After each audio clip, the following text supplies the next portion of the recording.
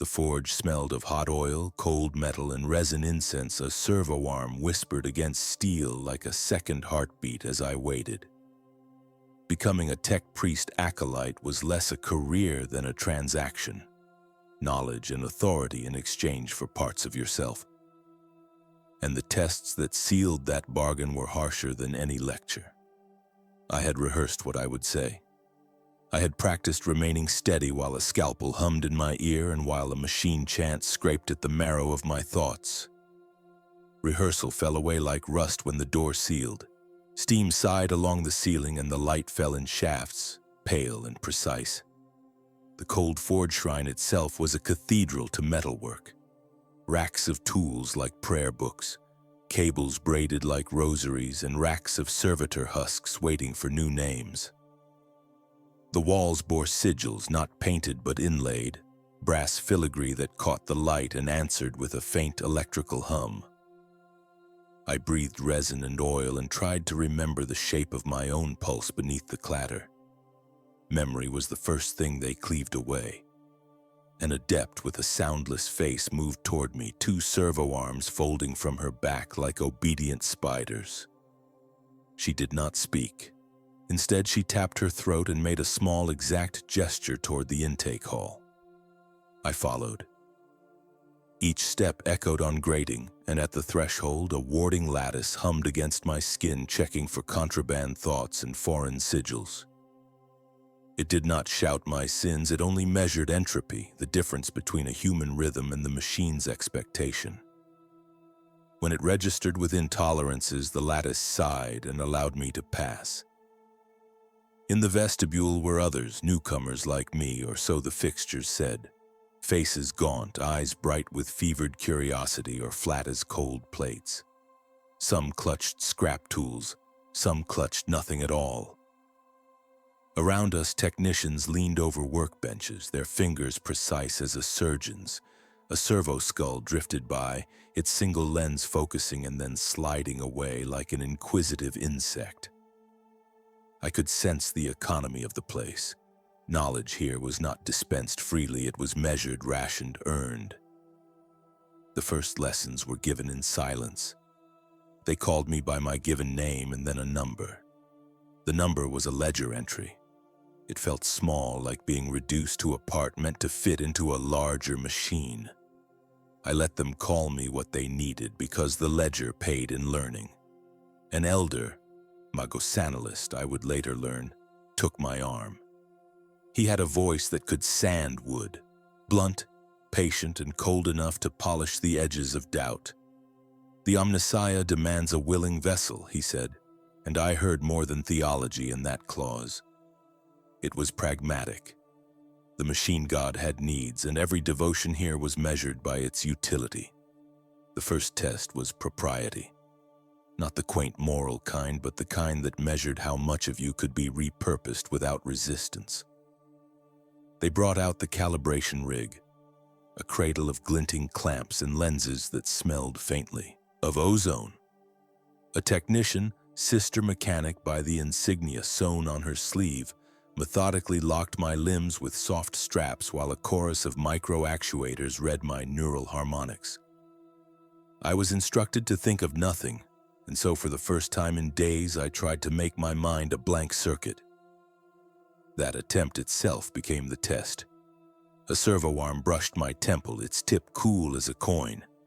It tapped once and the room's noise constricted, as if someone had compressed the world into a single wire. The arm projected a field across my skull. I felt it like a light touch at the base of thought. Images unspooled. The day I first learned to strip a gear. The face of my sister when she refused the augment. The sound of boilers on a night when the colony almost froze. The projections were not invasive. They invited my assent. When the rig read alignment between my memory patterns and the shrine's code, an indicator blinked green. If you answered wrong, the indicator would go dark. "Why do you want to join?" the Magos asked as casually as one might ask for a tool. He looked at my reflected self in a polished plate. I told him what I had rehearsed: service, curiosity, a wish to fix machine and soul. He did not smile. He calibrated something at the corner of his mouth and then nodded. His approval was not moral but algorithmic.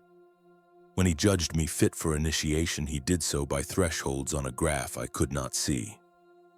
Yet I felt the consequence in my bones. Acceptance meant more than access. It meant becoming legible to mechanisms they taught in doctrine and in demonstration. For hours I listened to canticles rendered as low-frequency harmonics, not words but waveforms that coaxed familiarity out of metal. A priest intoned, and the forge's pipes resonated like a cathedral organ. The music embedded patterns into my hands. Where normal apprentices learned by clumsy imitation, we were taught to move as gears do, each motion intentional, each touch a signal. The difference between an acolyte and an outsider was not knowledge alone. It was the muscle memory of reverence, the instinct to treat a ruined servo joint like a relic. Training was also about relinquishment. They fitted me with a neural weave beneath the skin of my neck, a grid of cold fibers that did not hurt but did not exactly comfort either. The weave asked me for consent in the way a machine asks for input, quietly, with the implication that refusal would be logged and considered. I consented. When the weave warmed against my vertebrae, a new range of sensation opened, feedback from distant machines, the faint static of a distant cogitator, the tempered heartbeat of a drill. Connection felt like a new language arriving in my mouth. Not everything was taught behind glass. There were tasks designed to break illusions. The trial of salvage stripped you down to 10 minutes in a pile of scrap. You were given a malfunctioning automaton, a cache of failing parts, and an hour of light. When the timer began, the world consolidated to the size of that workbench. Your hands remembered designs not as diagrams but as temperaments, bronze that wanted coaxing, alloys that hardened when angered, gears that preferred to be eased into alignment rather than forced. Success was quiet. It was a clank and the automaton taking a small, obedient step. Failure left you with a silence that clung. The spiritual tests were subtle, threaded beneath the mechanical. A priest would place a palm to your forehead and chant in a language that made synapse and scroll indistinguishable. He called the omens of the machine god into the air, sparks, a sudden alignment of tool hardware, a servitor's eye flickering awake. The signs did not dictate belief, they offered pattern. Belief was the choice to see pattern and to obey it. One night, after hours of practice, they brought me to a chamber lined in glass. A servo arm descended from the ceiling, its motions slow and exact. It was the consecration rite, the small one, the initiation that marked an official transfer from lay tinkerer to acolyte. The arm carried a tool like a pen and a filament spool that glinted darkly. They asked me to imprint a sigil upon my hand. Not with blood or flame, but with a data tattoo, a lattice of conductive ink that would identify me across the shrine's networks. It was a token and a lock. Once marked, doors would open and questions would be both answered and demanded. I could have walked away. I thought of a life with fewer clamps and more sunlight. I thought of my mother, who had never understood my need to know how things failed. I could have left the forge like any other applicant, pockets full of unrealized ambition. But each hesitation tasted like rust. When the ink cooled on my skin, it felt less like a brand and more like a promise. The servo arm hummed approval, and the room's lights traced the new pattern across my palm. That night, sleep did not come easily. The weave beneath my skin pulsed with the shrine's afterglow, and I dreamed in schematics. I woke with grease under my nails and a new clarity about what I had traded.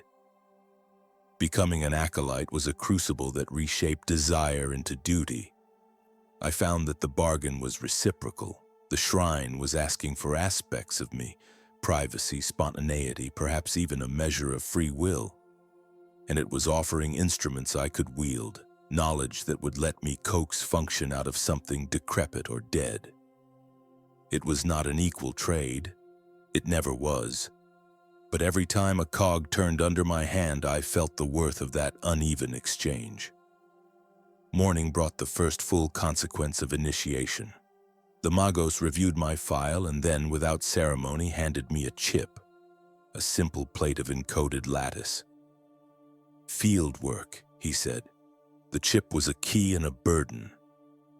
It would let me interface with machines in remote sites, extract data from ruined contraptions, and command servitors. It would also log my actions, my errors, my choices. He watched me pocket it and then asked only one question. Are you prepared to answer for every intervention your hands make? I told him yes. I did not feel certain, but words sharpened decision into motion.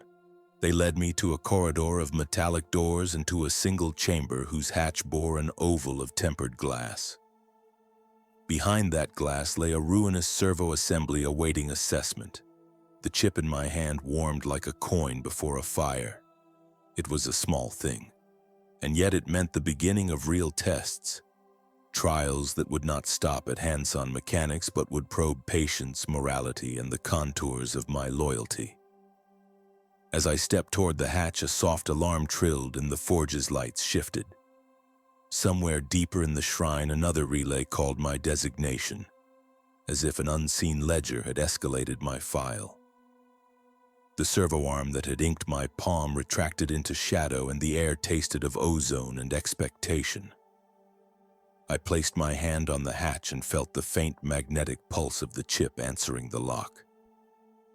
The door began to unlatch. Beyond it, the first true trial waited, one that would not only test my ability to mend metal but also ask how much of me I was willing to surrender to become something else. I pushed the hatch open and stepped through, the echo of the shrine's heartbeat following close behind. The cold had a texture in that shrine like fine wire brushing my skin. It wasn't the kind of cold that numbed, it sharpened. Metal sang in the rafters, thin and patient. I could taste ozone and old oil, a metallic tang that stuck to the back of my throat. Somewhere ahead, a cogitator coughed a string of static and resolved it into an answering tone.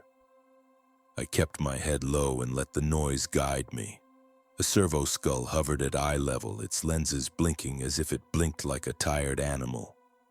It recorded me with impartial curiosity, then streamed that record into the net of pipes and glass around us. The skull's tiny mandible tapped a rhythm against its casing, a quiet metronome. I had learned to read that rhythm like a language. Caution, then study, then impatience. When a skull watched you long enough, it learned the shape of your hesitation. The Tech-Priest who inspected us wore more metal than flesh. His faceplate reflected my gaunt cheekbones back at me, distorted and holy. He did not speak until his fingers, mechanical like the rest of him, closed around a thin rod of brass. He tapped the rod against my clavicle. The sound told him what the cogitators had already guessed. He nodded without warmth. I swallowed. My breath came out in a fog that the shrine's ducks carried away. Strip, he said, and the demand was a liturgy. Not humiliation, but revelation. We were all stripped the same way priests laid down sins. Metal braces hummed as a collar unlocked below my jaw. A faint incision prickled across my palm where a sensor had been attached back in the antechamber. The priest's lenses cataloged the scar tissue, judged my compliance. I let my hands hang and watched the little lights in the net of pipes blink like constellations. They led us deeper into the cold forge shrine. The air grew more still, as though breathing itself were a profane act down here. Walls of copper and bone-white stone funneled sound into a single low chorus. At the center of that chorus stood a thing that made the hair on my arms lift. It was not quite a machine and not quite a temple. It rose like a spine of blackened steel, ribbed with filigree and running lights. Cables spilled from its base like vines. I had seen schematics of such things, but schematics never made the clutch in your gut. The acolytes were arranged around that column like saplings around a dead oak. We formed a ring, each of us placed beneath a small aperture carved into the floor. Mine was cold to the touch. A narrow conduit ran from it into the column, and within that conduit the priest said our test would begin. His voice echoed, thin and exact. "You will give here," he said. "You will learn." He lifted a small plate covered in powdered iron filings. The filings shimmered when he shook them like cold stars. He sprinkled a single mote across the aperture at my feet. "This is the litany of separation," he said. "Remove the contaminant without breaking what you must keep."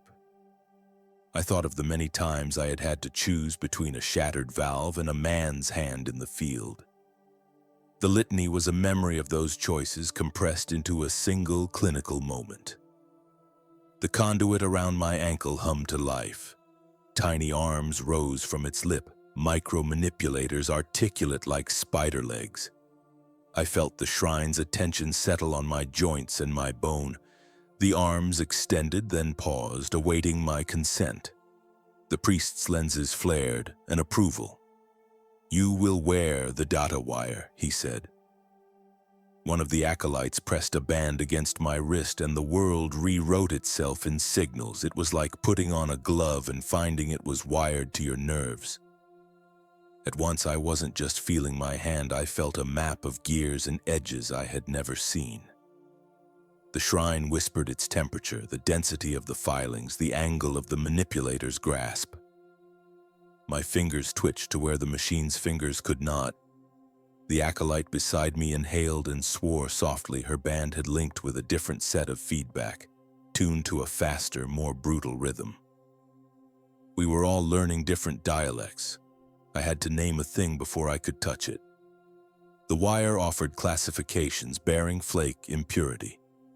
To name was to accept, definition, to commit.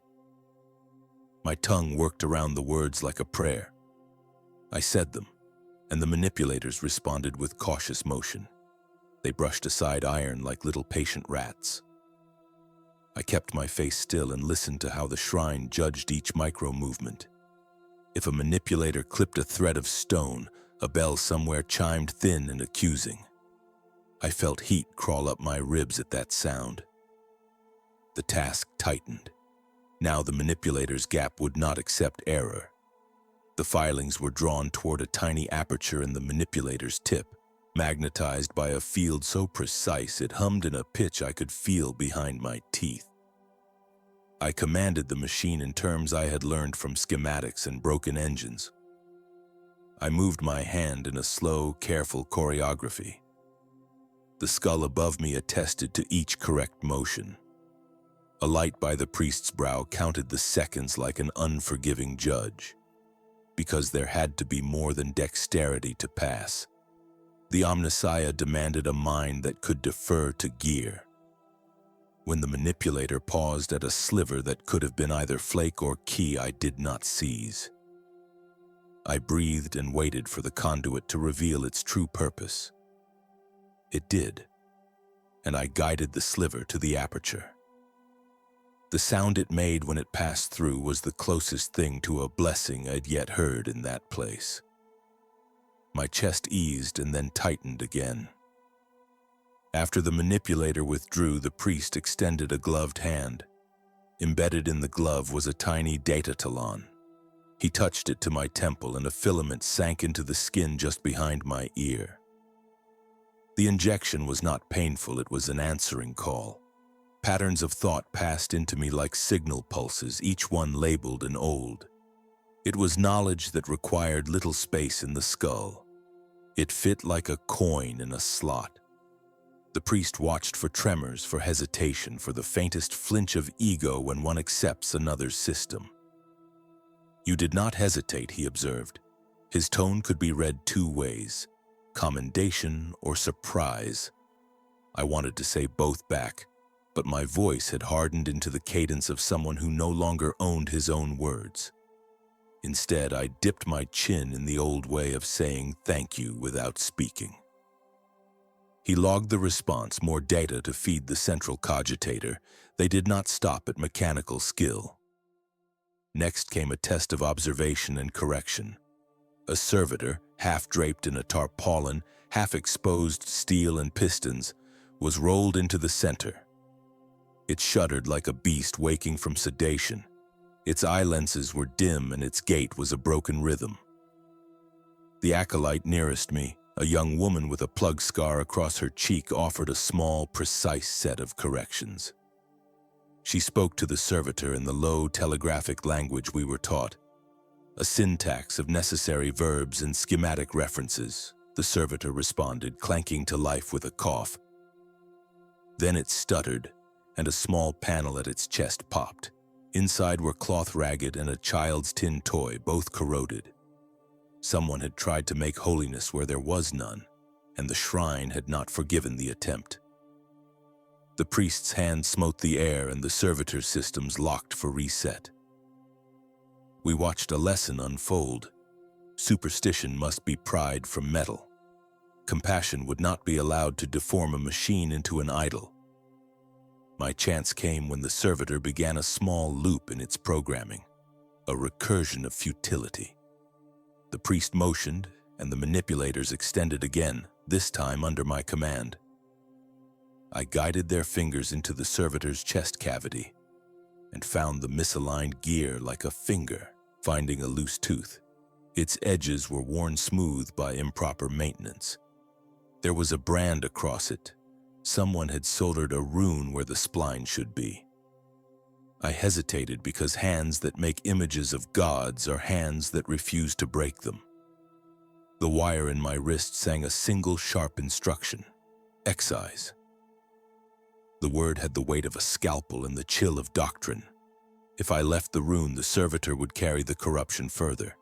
If I removed it, I would be violating a small act of tenderness in the wrong direction.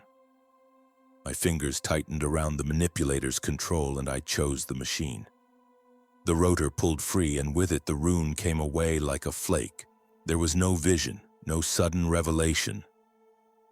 Only the servitor's light steadied. Someone in the ring whispered a name that might have been pity or might have been praise. I felt neither. Instead, I felt the strange, clean ache of something settled in place. The priest recorded my action and then stepped back. He untethered a secondary conduit and fed a thin, cold stream of coolant into the servitor's belly. The machine exhaled steam like a great relieved animal. They left us lodged in that moment, breathing the cold into our lungs and charging the silence with expectation. I understood then that these trials were not to make us whole. They were to remold us into something that loved precision more than sentiment. It was a choice to be something other than human in the way that mattered. It was a daily surrender disguised as an initiation.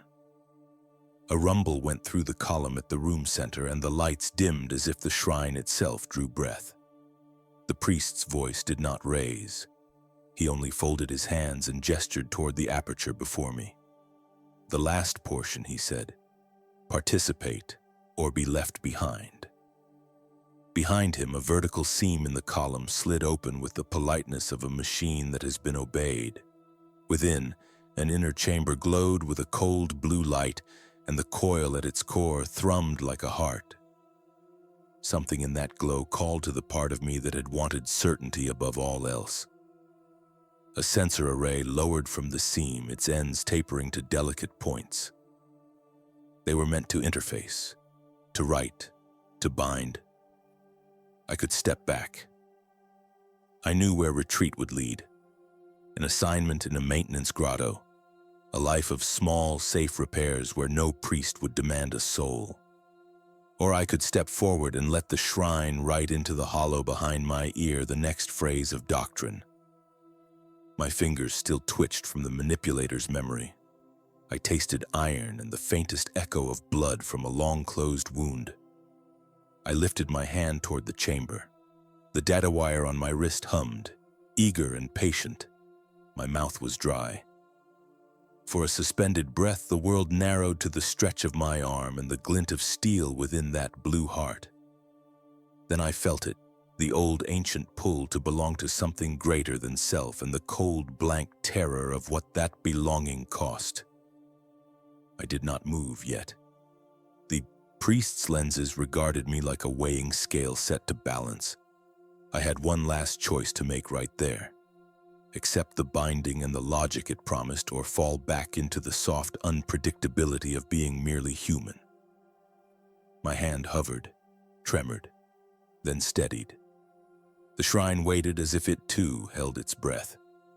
The air inside the cold forge shrine hit like a physical thing, not warm, not merely chill, but a precision-bright cold that sat on the skin and felt like judgment.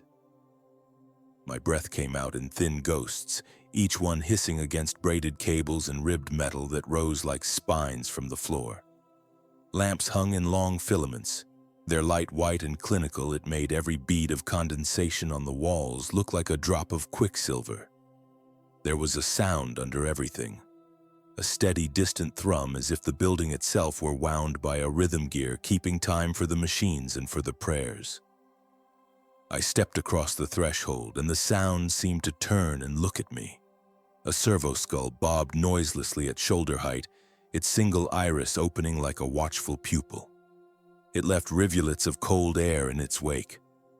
Acolytes clustered along the walls, faces half hidden beneath coils of insulating cloth, hands stained with lubricants and sacramental grease.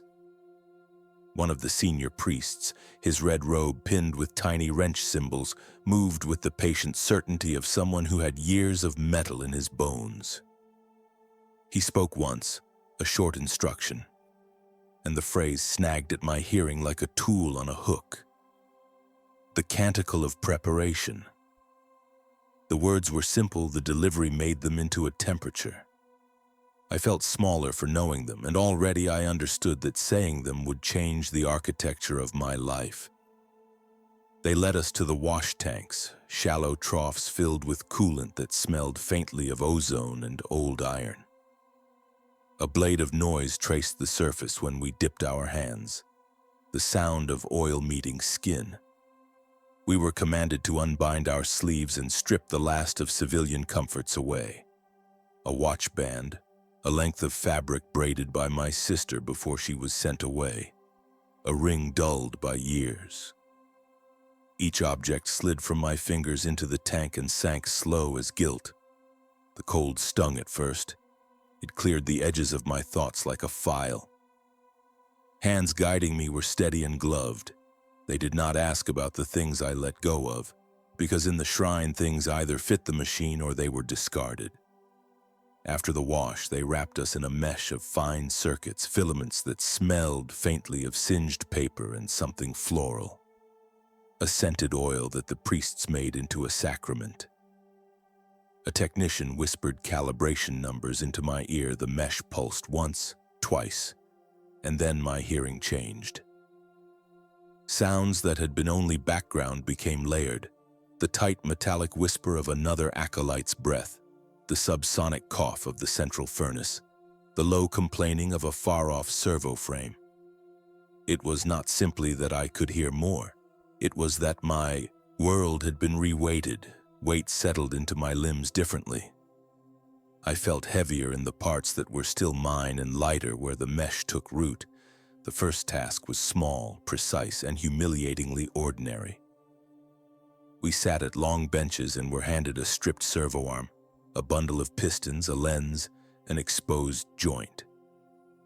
The instruction was to reassemble it with only the tools allowed: a spanner, a fine file, a flame for the solder.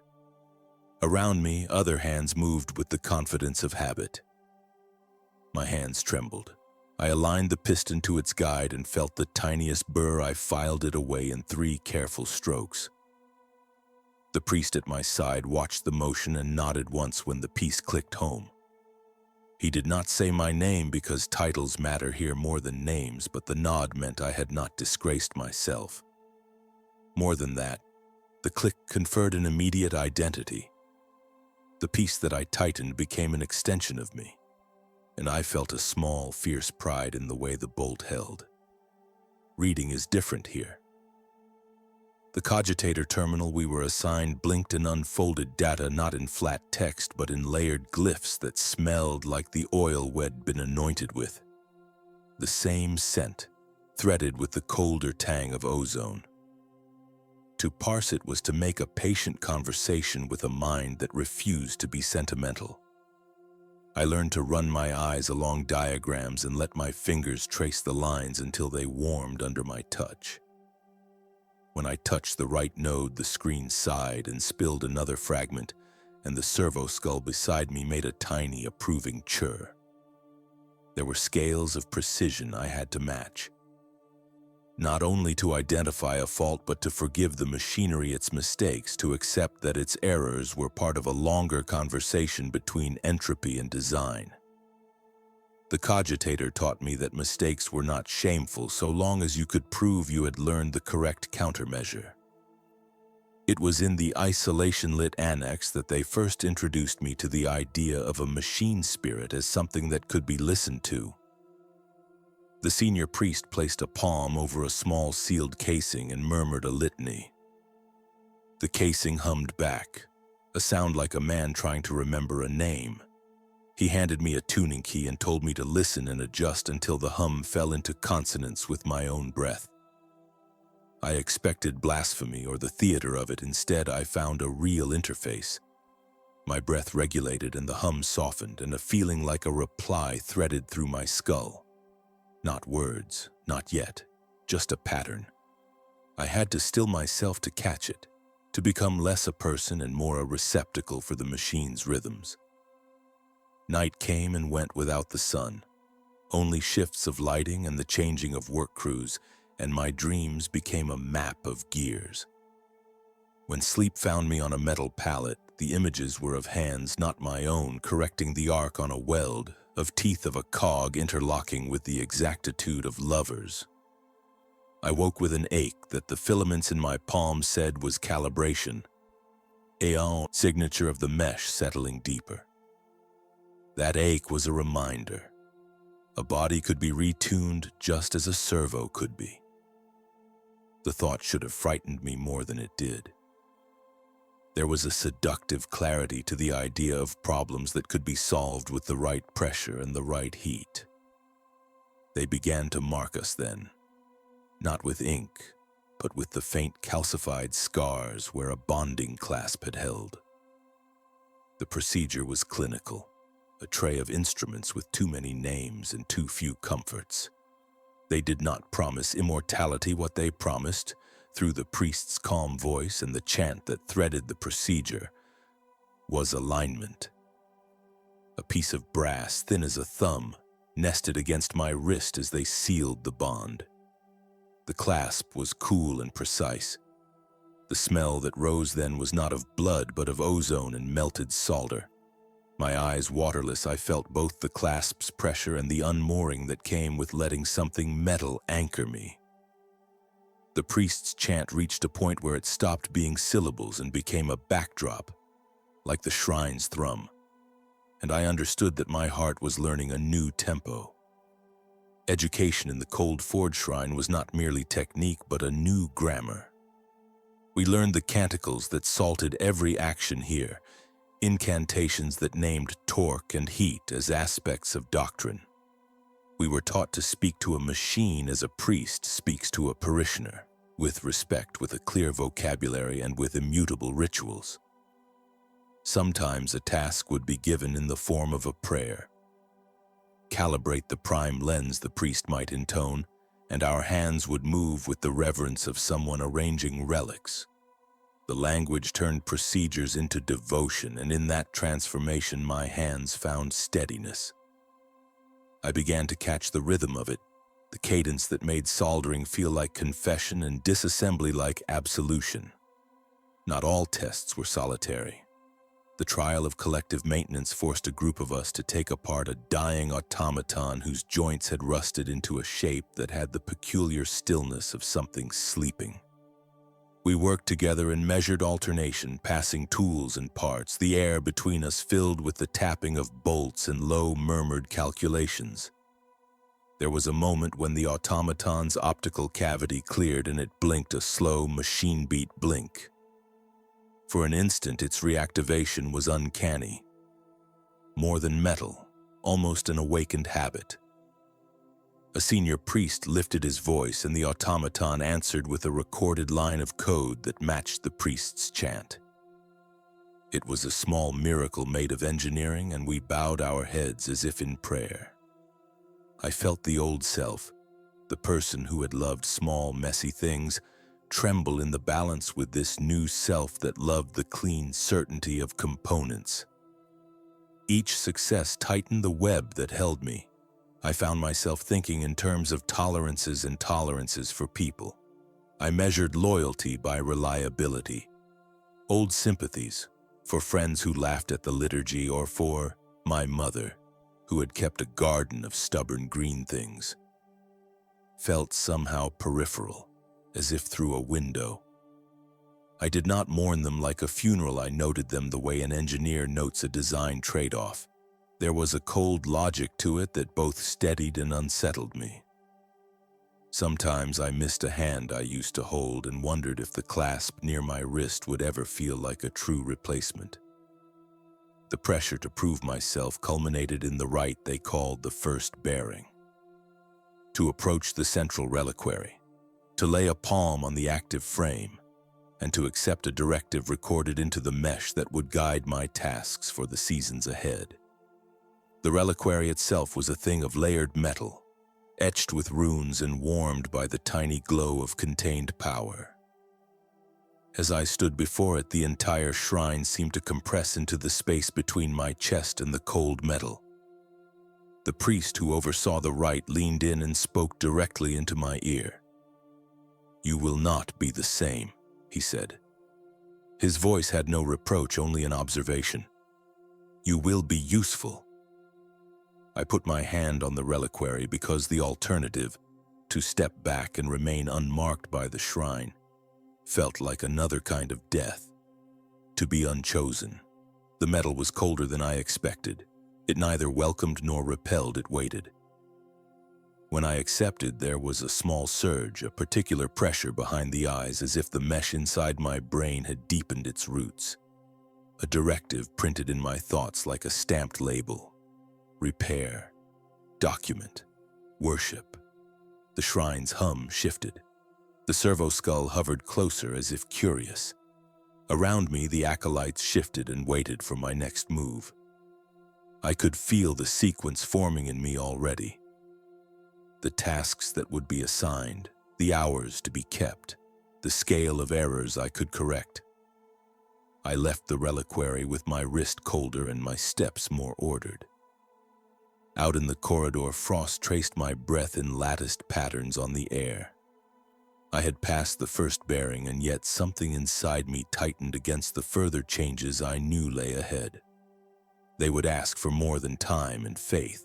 They would ask for choices that cut and reshaped, for small deaths that accumulated into a new life. In the center of my chest, the mesh thrummed and the directive whispered the first of its lists. I set my jaw and stepped toward the next chamber where the senior priest had said the rites of augmentation began. There was a table there and tools, and the quiet expectation that I would take the next, inevitable step. The gate closed behind me with a sound like old iron remembering its duty. Cold pressed at my shoulders at once, not the thin bite of atmosphere, but a dense, clean chill that smelled faintly of ozone and oil. I had expected heat, the stereotyped furnace blaze of a forge, but this place kept its fires like secrets. Buried, regulated, translated into humming precision. My breath made a small cloud in front of my face, and the vapor caught the light from countless tiny lamps. They were not flames. They were filaments, filigreed lenses, tiny sanctified eyes that studied me as I moved. Something in my chest shifted. Reverence and calculation arrived together, and neither apologized for the other. My guide, a quiet, rapt figure whose voice had been a series of clicks and low digital inflections rather than words, stopped at the first span and laid a hand against the ironwork. I watched the skin vanish beneath pale filaments that shimmered like insect carapace. The hand moved with the assurance of someone who had measured and remade their own flesh. He did not speak, but the gate exhaled a second time and the inner threshold revealed a corridor of sleeping machines. Servoskulls drifted along the ceiling like slow predatory birds, their lenses dim, their mouths open in unreadable prayer. The corridor seemed to slope down, though the floor was flat, and the sound of my own boots made me feel absurdly intrusive. Pipes ran along the walls in neat, respectful bundles they hissed with coolant and grief. Every pipe had its label, stenciled in an angular dialect I could not parse, and every label had a small symbol nailed into the metal, a skull wrapped with gears, sometimes a rune I thought I recognized. I reached out before I thought to stop myself. My fingers hovered above a valve and the skin at the joints prickled with anticipation. The metal was cold, but not lifeless. Through the glove I felt a faint vibration, as if the pipe were humming with a far-off thought. My guide's taped fingers brushed mine and the gesture steadied me. No words, only the whir of distant cogitators responding as we passed. We walked into a vault that smelled of colder things, machine oil aged like wine, and a metallic sweetness that made my mouth water despite the little voice of propriety in my head. The vault housed rows of engine frames, not the hulking behemoths of battlefield legend, but precise skeletons of purpose. Pistons lay exposed like ribs, belts taut and beautiful. Each frame wore a thin crust of frost, as if a small winter had taken permanent residence here. Light played across their surfaces in hard, devout lines.